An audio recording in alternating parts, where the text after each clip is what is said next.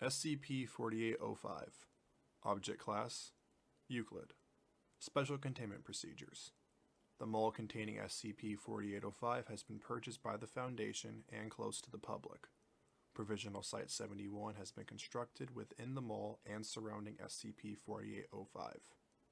Provisional Site 71 is intended to contain the greatest number of instances of SCP-4805-1 as safely allowed, should SCP-4805 breach containment. As instances of SCP-4805-1 are not otherwise anomalous, the use of group housing and barrack-style bedding is being considered for implementation. Preliminary faculty plans have been submitted. Containment Update.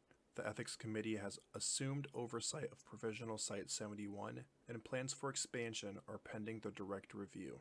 See Addendum 4805-5 for additional details. Description: SCP-4805 is a temporal anomaly and associated spatial phenomenon located in the Fox River Valley of Wisconsin, USA. The effect is centered on an employee break room located in a now defunct retail chain and does not appear to influence space-time beyond the boundaries of this room. SCP-4805 is categorized as a Class II temporal anomaly, characterized as having a repeating event without any discernible cause. Despite the nature of this event, the process does not appear to require any input from external mechanisms and is yet to be altered by any external influences such that would constitute a bootstrap paradox.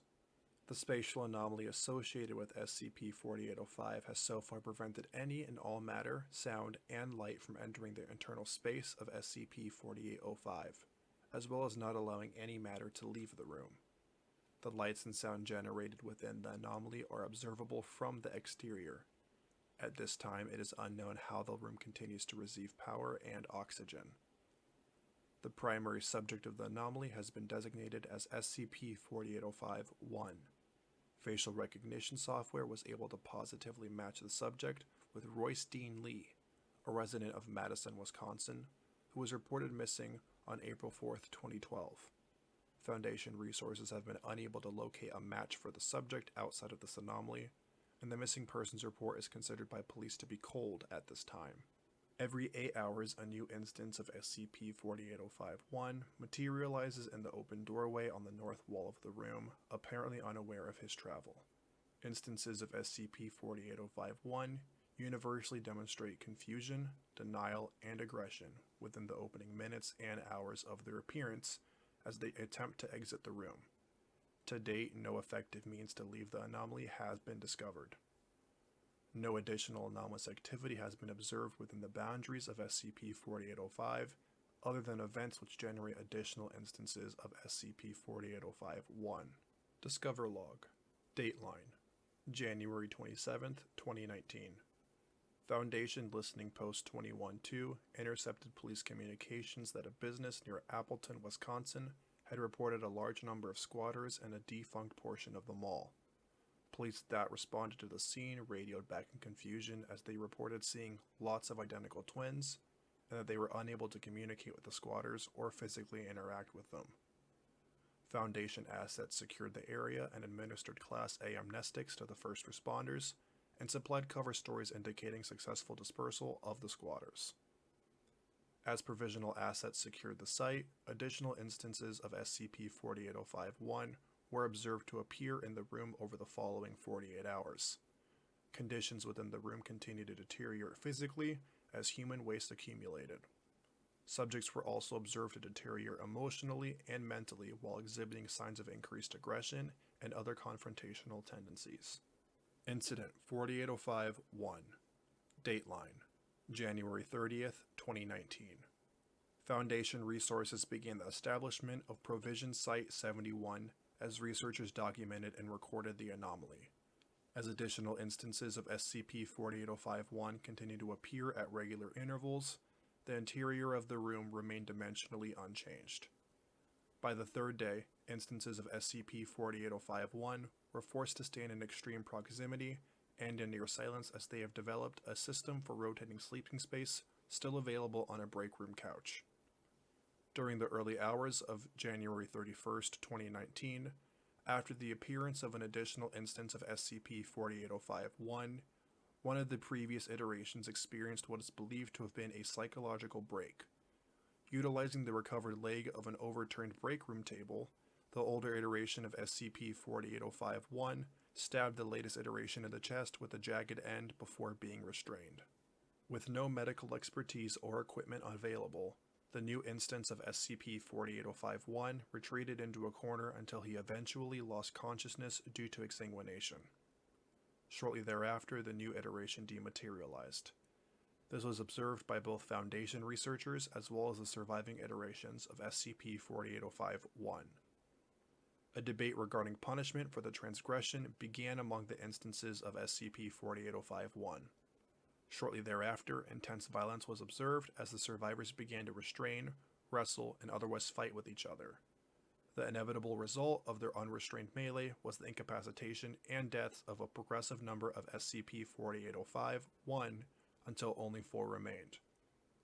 As each instance presumably died, they then dematerialized, along with all evidence of their presence, including blood, dislodged teeth, and bodily waste. Incident 4805-2. Dateline: February 1st, 2019. At the genesis of another instance of SCP-4805-1, the surviving instances surrounded, restrained, and subdued the new instance utilizing a chokehold until the subject became unconscious. Conscious instances of SCP-4805-1 were observed commenting and speculating as to whether or not the new instance would dematerialize. After prolonged observation, the new instance did not dematerialize. The collective decision was made by the conscious subjects to terminate this new instance before the arrival of the next iteration. Incident 4805-3. Dateline: February 1st, 2019. The next iteration of SCP-4805-1 was spawned and then addressed by the surviving group. As the survivors assisted the new iteration through the stages of grief, all 5 instances began to discuss what they had learned and alternative means of contacting the outside world. Appearing to be aware of the repeating nature of the anomaly, instances of SCP-4805-1 voted to terminate any new instance upon its genesis. The top of the next cycle, the 5 survivors surrounded, restrained, and terminated the new instance of SCP-4805-1. The deceased instance then dematerialized. This pattern repeated 3 additional times before the subjects began to seriously evaluate the status of their food and water, as well as the persistent accumulation of their own bodily waste. Incident 4805-4. Dateline: February 4th, 2019. After several more iterations of the above pattern, one of the surviving instances of SCP-4805-1 prompted his accomplices prior to the next Genesis event. He requested that he be terminated instead. A debate ensued regarding the nature of the self and what it meant to be Royce, which was interrupted by the next Genesis event. At this time, an instance of SCP-4805-1 handed a jagged table leg to another instance and allowed himself to be terminated, whereupon he promptly demanifested. Researchers note, as of February 6, 2019, SCP-4805-1 has effectively self-regulated between 3 and 5 active instances. Addendum 4805-5. A letter from the Ethics Committee. At this time, it is the decision of this committee that no effort should be made to breach or otherwise interrupt the effective self-containment of SCP-4805 without a prompting change in circumstance. While the theoretical loss of life is questionable at best, there are a number of serious implications raised by a failure to contain this anomaly.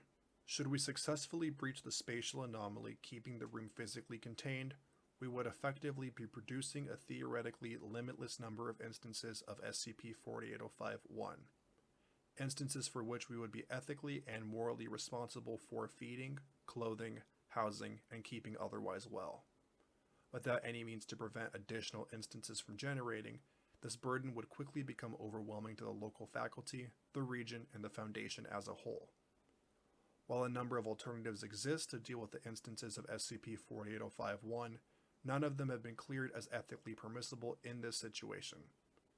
And due to the genetic and physical makeup of these individuals, simply releasing them into the general population with a cover story is untenable even with extreme coordination. The list of options become progressively more unpalatable from there. At this time, research should be focused solely on the identification and neutralization of the anomaly responsible for generating copies of the subject. Our compassion must be tempered with logic.